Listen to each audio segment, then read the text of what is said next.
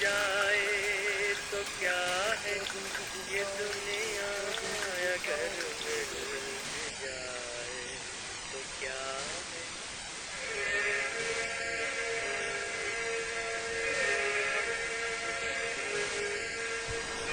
लीजिए पंडित जी। धन्यवाद। हर एक जिस्म घायल, हर एक रूह। भक्ति रोजाना में आपका स्वागत है। आज हम बात करेंगे समयगढ़ में हो रही दुखद घटनाओं के बारे में। दो पक्षों की इस लड़ाई में बीटा समुदाय नास्तिक हो गया है। अल्फा समुदाय की भक्ति आज भी देवी माँ से जुड़ी है। लेकिन क्या बीटा लोगों का मुंह मोड़ना पूरी तरह से गलत था? आइए जानते हैं बीटा की। माफ करना भाई, दूसरा बनाता हूँ। पाप लगेगा, पाप, घोर पाप जो ये रेडियो चला रहे हैं उन लोगों का।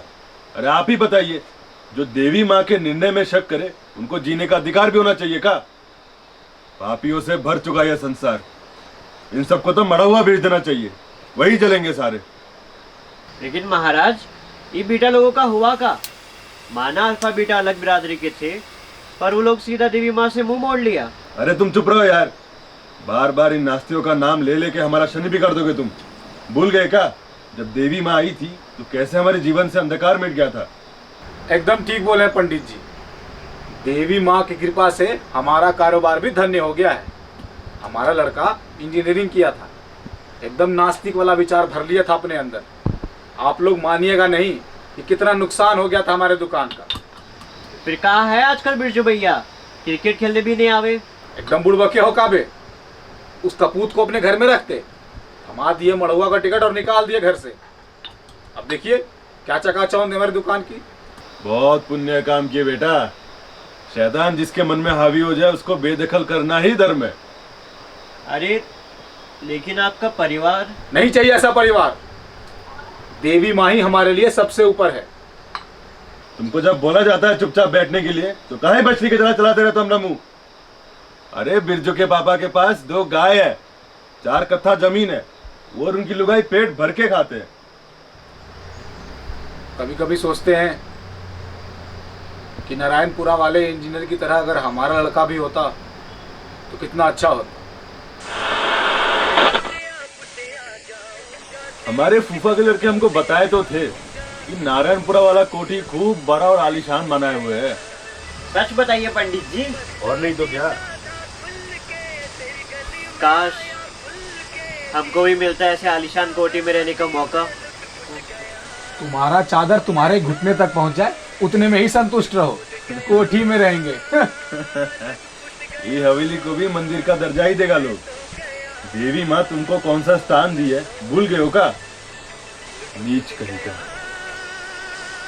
हमसे गलती हो गई पंडित जी, हमें माफ कर दीजिए।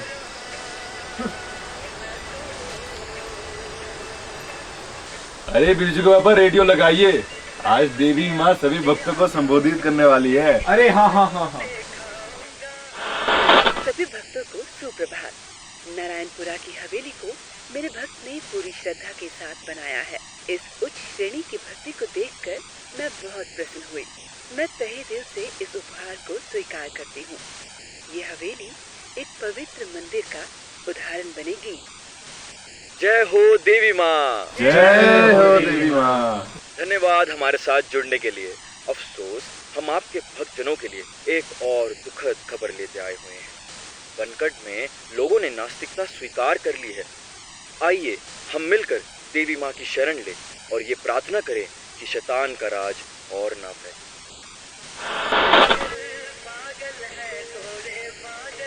हमरे ताऊजी बता रहे थे कि बंकट में हमारी बिरादरी के काफी लोग देवी माँ के खिलाफ हो गया है। अरे बंकट के लोगों पर तो पहले ही शैतान राज करता है। वो लोग तो खुद ही चुने अधर्म का रास्ता। अरे कम से कम तुमने तो अकल है देवी माँ पे भरोसा करने की। अरे देवी माँ तो हमारे माई बाप है, उनका आदेश ही हमारा धर्म है।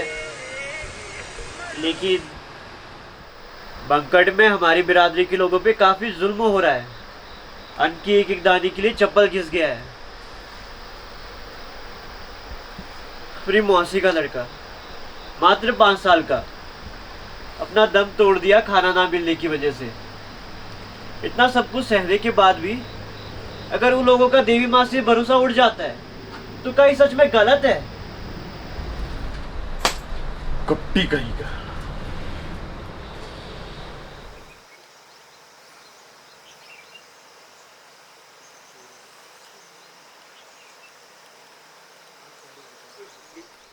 राजू और बनकट के लोग गलत नहीं है।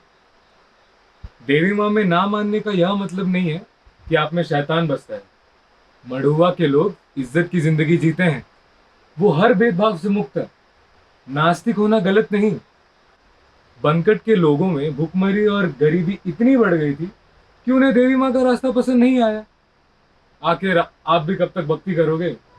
नारायणपुरा के सिविल इंजीनियर ने उस हवेली को अपने पुश्तों की जायदाद बेच के बनाई थी। कोई तुक नहीं बनता इस बात पर उस हवेली को मंदिर का दर्जा देने का। उस हवेली पर उस इंजीनियर की परिवार का हक होना चाहिए था, लेकिन वो परिवार आज सड़क पर आ चुका है। आपको तो हर कोई बिरजू के पापा कहते हैं, आपके असली नाम से तो नहीं बुलाते। भक्ति करके तो खूब धन दौलत तो कमा ली, पर क्या आपका भरा पेट आपके अधूरे परिवार का घाव भर पाएगा?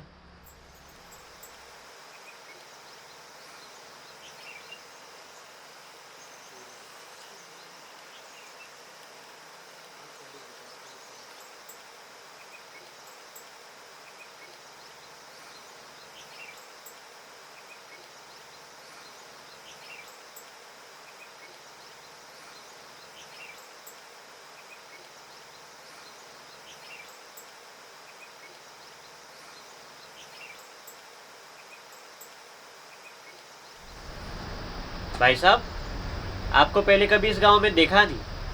कहाँ से हैं आप? जी, मैं अपने बुआ के यहाँ आया हुआ था, मड़ुआ से।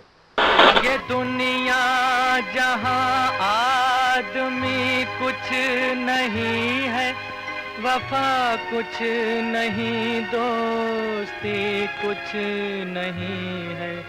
ये दुनिया जहां आदमी कुछ नहीं है, वफा कुछ नहीं, दोस्ती कुछ नहीं।